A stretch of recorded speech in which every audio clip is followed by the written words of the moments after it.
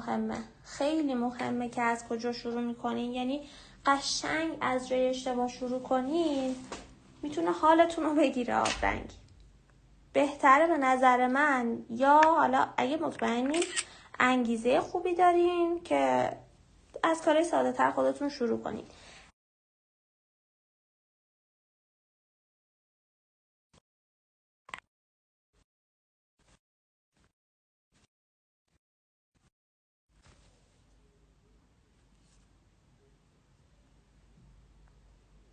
داشتن رنگ اصلی خونه.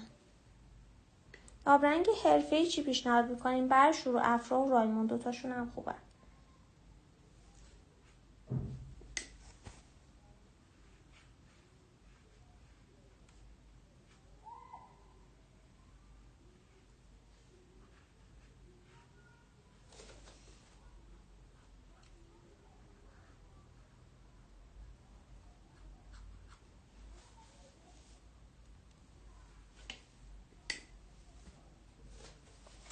خب یه ذره رنگ برمیدارم، نمیخوام خونه خیلی پر رنگ بشه، همینقدر کافیه.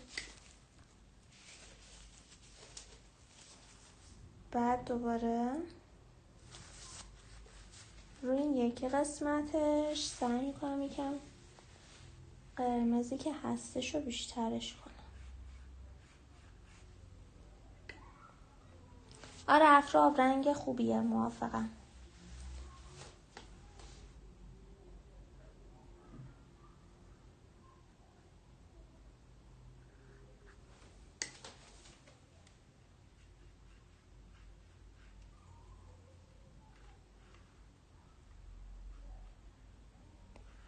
بچه آخر سر که میخوایم از راپید استفاده کنیم، این طرح حقیقتا قرار خودش رو نشون بده.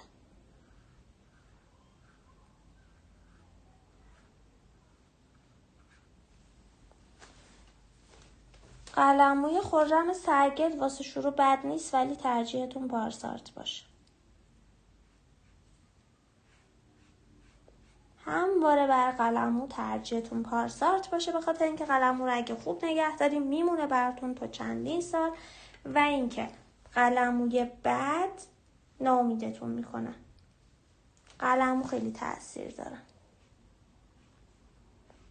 اول از همه مقواتون تاثیر داره، بعد قلمو تاثیر داره، بعد آبرنگ.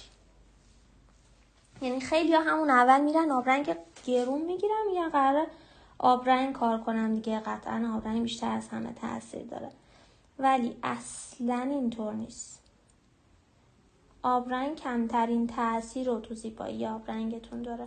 حتی میشه گفت اول از همه مقوا تاثیر داره، بعد اون قلمو، بعد مهارتتون، بعد آبرنگ. مرسی سالماز جان، ممنونم، خوشحالم دوست داشتین تا اینجا کارو.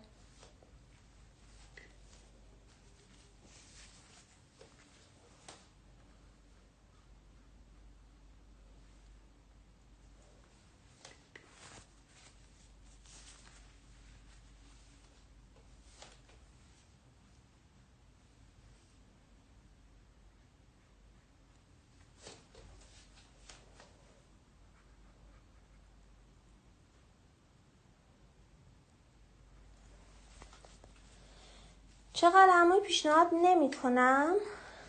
خب قلمو که تنوعش خیلی زیاده، گفتم دیگه پارسارت از همه بهتره.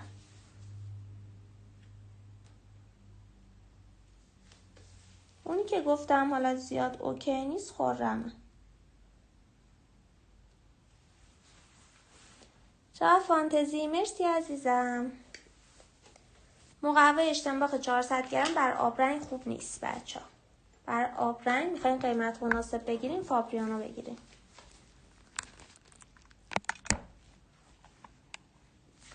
راپیدم بذار ببینم ضخامتش چنده. من یه دونه راپید دارم فقط. 8 ضخامت راپیدم 8. اینجا باید خوش بشه، بعد بر سقف رو بذارم. برای همین این قسمت خوش شده. میتونم رنگ دودکشش رو بذارم. آبی تیره و ته پالتی طور و همه چی داره. سایه شیرونی رو اینجا دارم.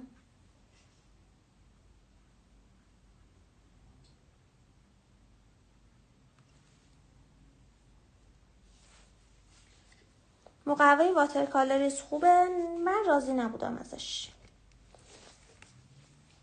من خیلی دوست دارم یاد بگیرم، مقواشم دارم. چیکار کنم؟ تمرین کن. خواستی سریع یاد بگیری کلاس ثبت نام کن، تلاش کن. همین.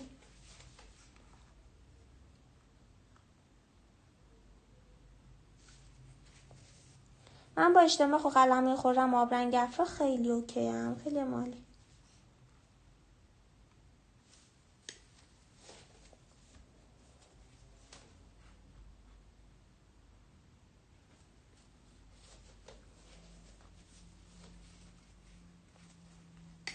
خب من میخوام رنگ این قسمت دره ها رو بذارم. برای گذاشتن رنگ این قسمت ها از رنگ غلیظ استفاده میکنم.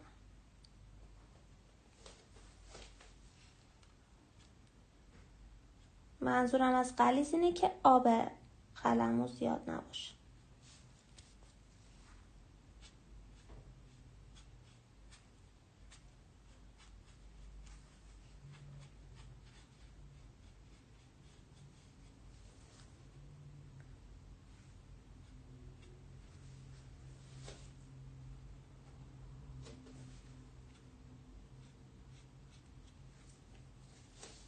جایی رو میشناسی آموزش آبرنگ بده اونم از اول؟ خب من خودم آموزش آبرنگ میدم اونم از اول. کسی که طراحی خیلی قوی نداره میتونه آبرنگ کار کنه؟ بله میتونه.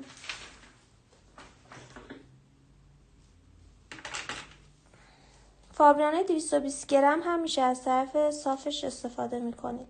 ببینید بچه ها، این که شما از کدوم طرفش استفاده کنید و میشه و نمیشه زیاد چیز نیست. بله میشه، ولی مشکل اصلی ما اینه که اون افکتای قشنگ آبرنگ رو نشون نمیده. شما کلی زحمت میکشی، بعد کار اجرا میکنی، میبینی که کارت هر کاری میکنی، هر چقدر تلاش میکنی جلوه نداره. کاری که جلوه نداشته باشه با اون همه زحمت حیف میشه. من حیفم میاد به هر زحمتتون. بر همین سعی میکنم که برندی رو بگیرید که هم قیمت مناسبی داشته باشه، هم کیفیت خوبی داشته باشه. وگرنه که حالا هر مقوایی که فکر نباشه میتونه بر آبرنگ جواب بده.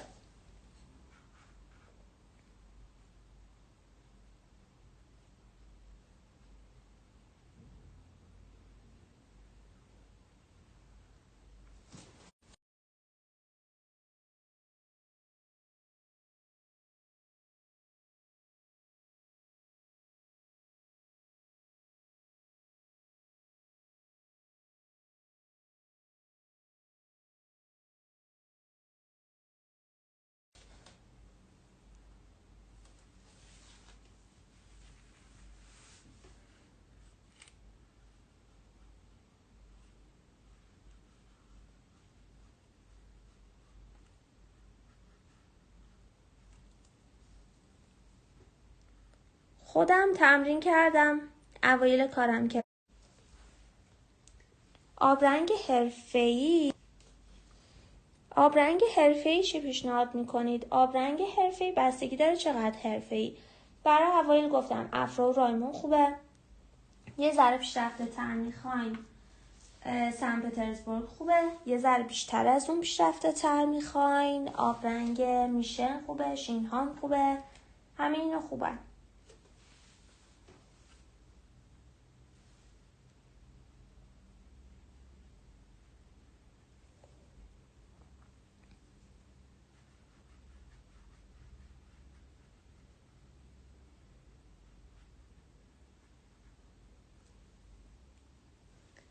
خب من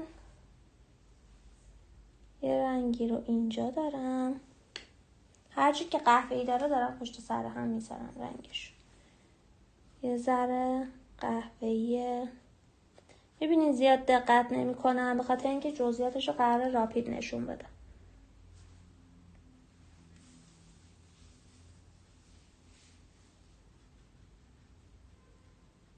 من زیاد رو جزئیات زمان نمیذارم. تو نقاشی دیگه میذارم، اما منظورم تو این نقاشی.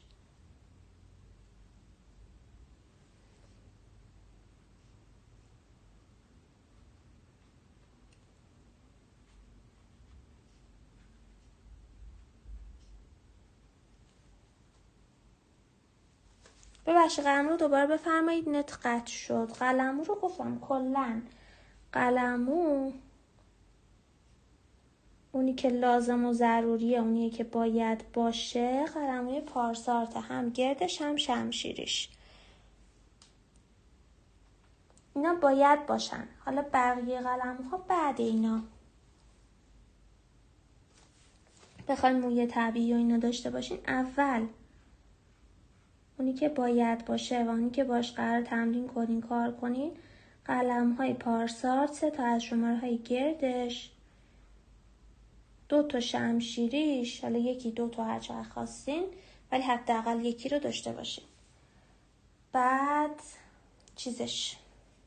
چیش دیگه یه تخته 1 اینچیش هم باشه عالی میشه. قلمی که دستمه شماره 1/2 اینچه.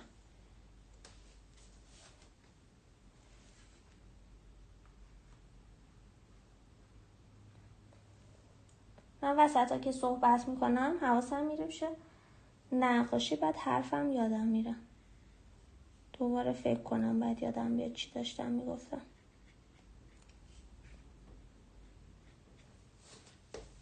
حس میکنم خیلی قشنگ داره میره که بشه. خیلی منتظرم راپیدشو بزنم ببینم چه اتفاقی میخواد بیفته.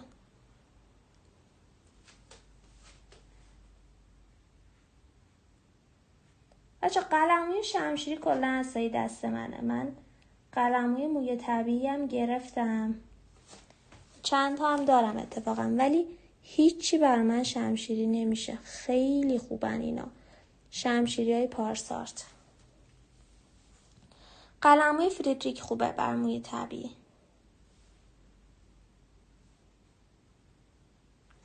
دوره آبرنگ 1,600,000 تومان قیمت اصلی دوره 0 تا 100 مونه، ولی تو تخفیف جشنواره قرار 790 تومان بشه.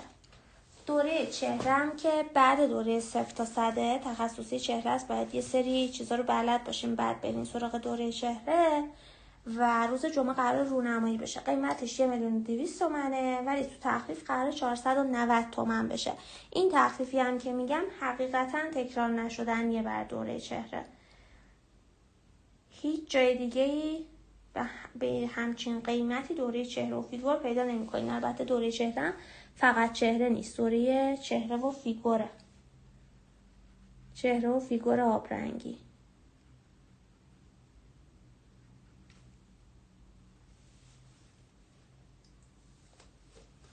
خب از رنگ‌گذاری ها یه دونم این قسمت یه ذره از حالت بیرنگی در بیاد و 2 تا شخص اونجا داریم. یکیش لباس قرمز داره، یکیش لباس زرد داره.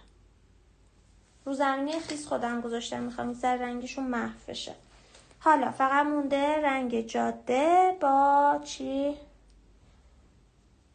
با راپیدا.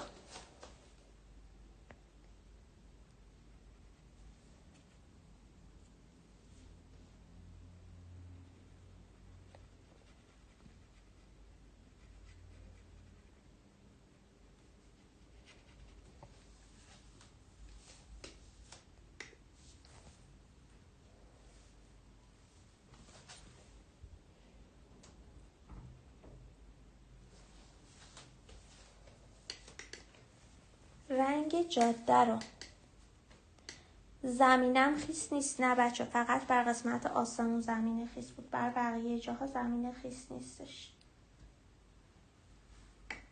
حتما باید پیش زمینه داشته باشیم. بر دوره چهره یا از صفر هم میشه شرکت کرد. بر دوره چهره من توصیه میکنم پیش زمینه داشته باشین. چهره یه ذره ممکنه که اگه پیش زمینه نداشته باشین ناامیدتون کنه، ولی اگه پیش زمینه داشته باشین خیلی قشنگ و روون یاد میگیرین، اصلا جای نگرانی نداره. یعنی یه جوری توضیح دادم، همه مسیری که خودم رفتم تا چهره رو یاد بگیرم اونجا کامل بهتون گفتم. فقط پیش زمینم بر اینه که یه ذره مهارت دستتون اوکی شه، با آبرنگ یه ذره راحت تر شین، بعد بخواین شروعش کنین.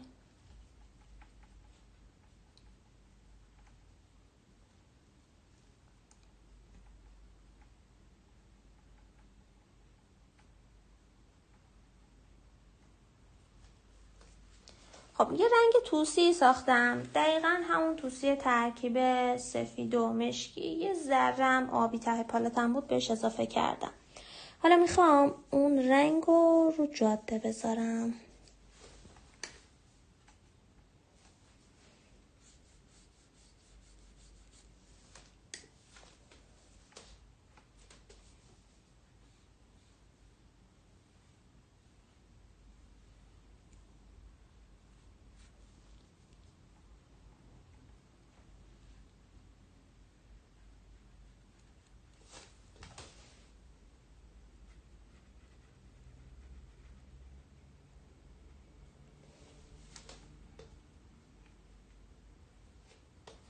استاد مقوا رو از طرف خطدارش استفاده میکنیم بچه ها. مقوای الر فقط خط داره که اونم بر کار آبرنگ مناسب نیستش.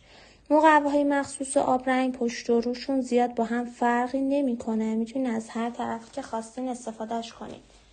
فقط اگه خواستین مطمئن بشین که میخواین حتما از طرف رو استفاده کنین، باید اون مارک مقوا رو ببینید. از اون سمتی که مارک مقوا درست خونده میشه، سمت درست مقوا اونجاست.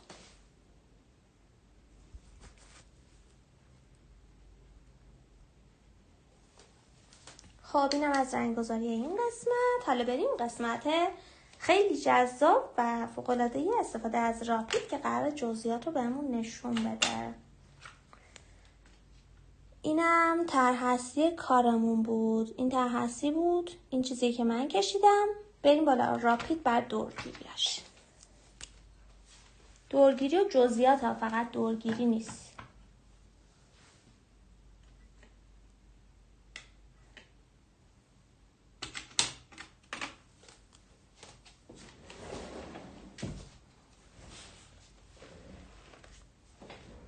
خب اول یه پرنده، یکی دوتایی پرنده اینجا داریم.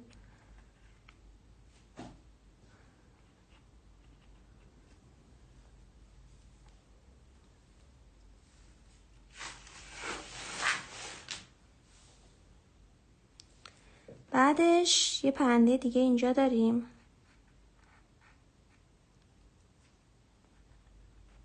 بعد دوتا دیگه اینجا، یه دونه هم اینجا. خب شکل دودکش رو مشخص ترش میکنم. حالا اینجا یه ذره خیسه، اونجا باشه تا یکم خوشه. 3 جزئیات از دریا بهش اضافه میکنم.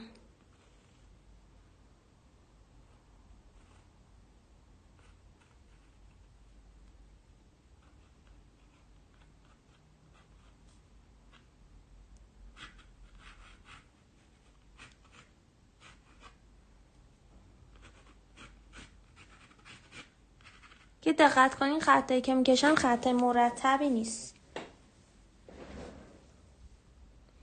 برای آبرنگ شماره راپیدی که استفاده میکنین مهمه، برای اینکه دیده بشه خیلی سعی کنین شمارش ریز نباشه دیگه.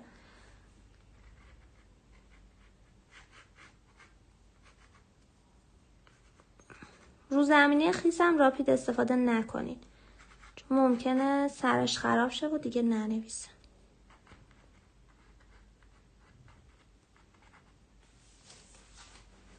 اجازه بدین خوش شه. بعد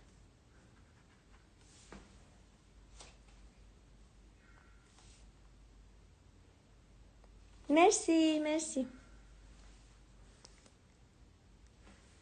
خب بر این قسمت خونه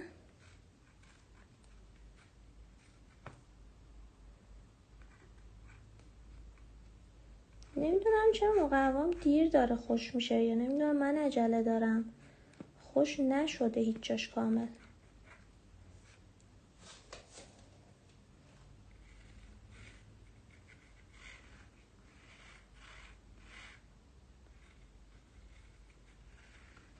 میبینین دستم رو خیلی صفر نگرفتم، هر جایی میخواد کج بره اجازه میدم.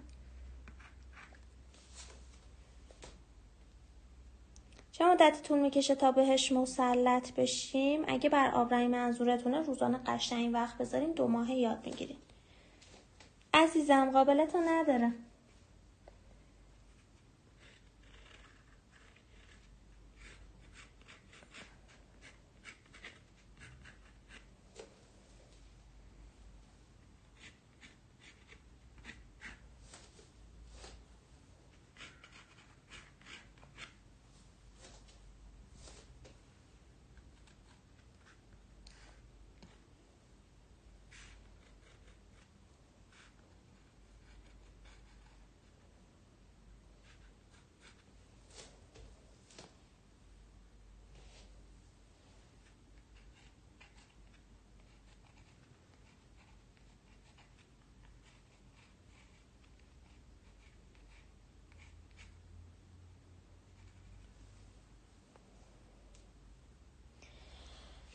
عکس طرحشو من تو چنل گذاشتم دیگه، تو چنل اینستاگرامی گذاشتم براتون.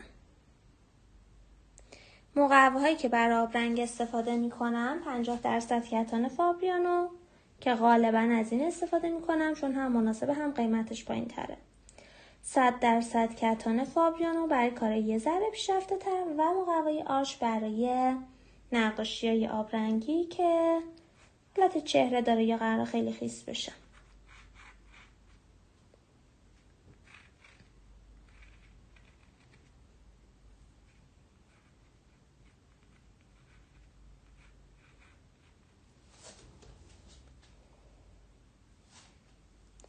راپیدم 8 دهمه.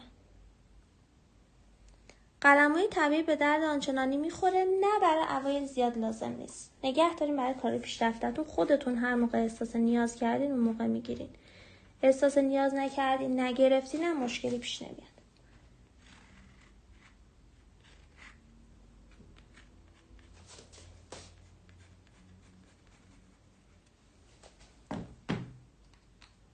من اینجا یه سایه‌ای داشتم، اون سایه رو نذاشتم، دارم حس میکنم که اون قسمت خالی دیده میشه. باید با رنگ آبی میذاشتمش. میخوام همین الان بهش اضافه کنم.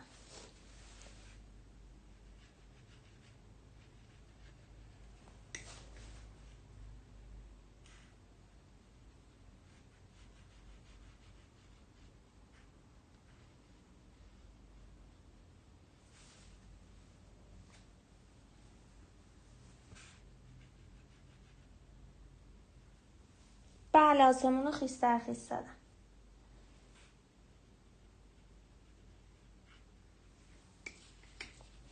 اینم از اون سایه‌ای که گفتم بهتون.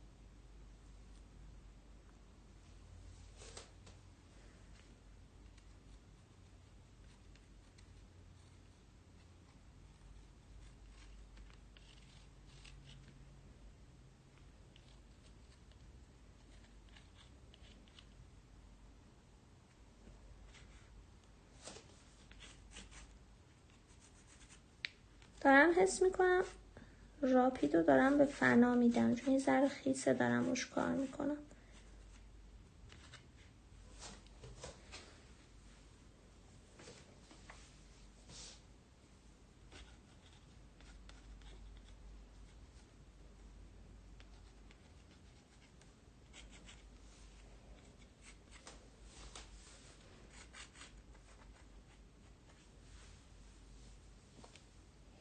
بله این مقوا 50% کتانه.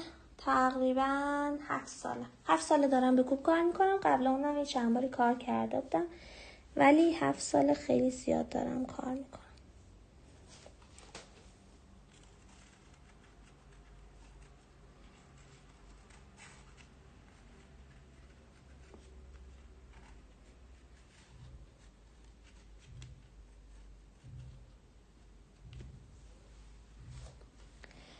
مارک راپید یونیپین نوشته روش. فکر کنم مارک یونیبال اینجوری می نویسه. اتفاقا راپید هم سعی کنین از همین بگیرین. خیلی راپیدا بر کار آبرنگ جواب نمیدن. میبینین چند لحظه ننوشت رو زمینه خیس نوشتم بعد درست شد. ولی قبل این من چند تا راپید گرفته بودم، اتفاقا همین اتفاق براش افتاد، ننوشت که دیگه تموم شد.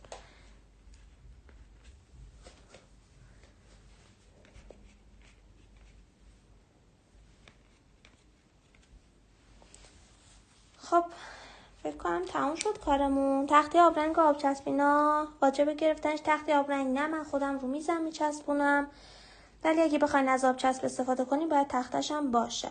آب چسبم بر اوایل لازم نیست، برای کارهای خیلی پیشرفته لازمه.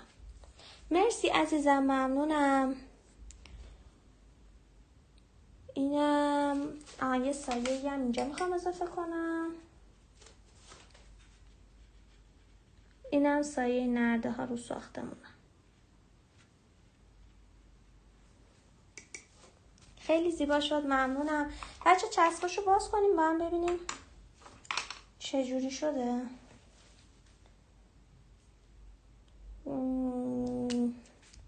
فکر کنم دیگه جزئیاتی نمونده که بخوام اضافه کنم بهش.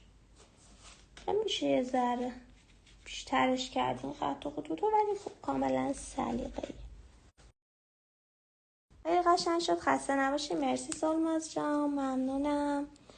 مرسی عزیزم. بچه یه ذره خیسه، نمیدونم با سشوار خشکش کنم بازش کنم یا همینجوری بازش کنم. ببینین خیلی خوشحالم براتون مفید بود، خوشحالم دوستش داشتین. اجازه بدیم من اینو با سشوار خشکش کنم باز کنم با هم ببینیم، بعد دیگه ببندیم لایو و حیفه.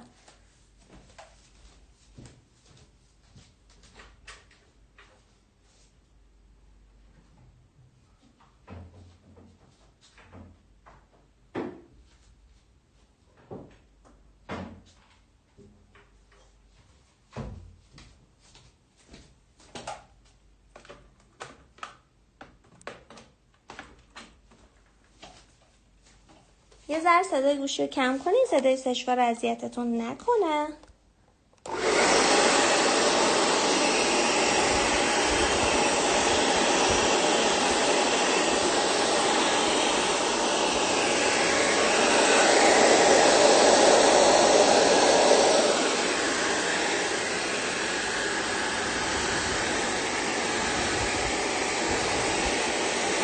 زیر چسب کاغذی چسب شیشه‌ای زدم.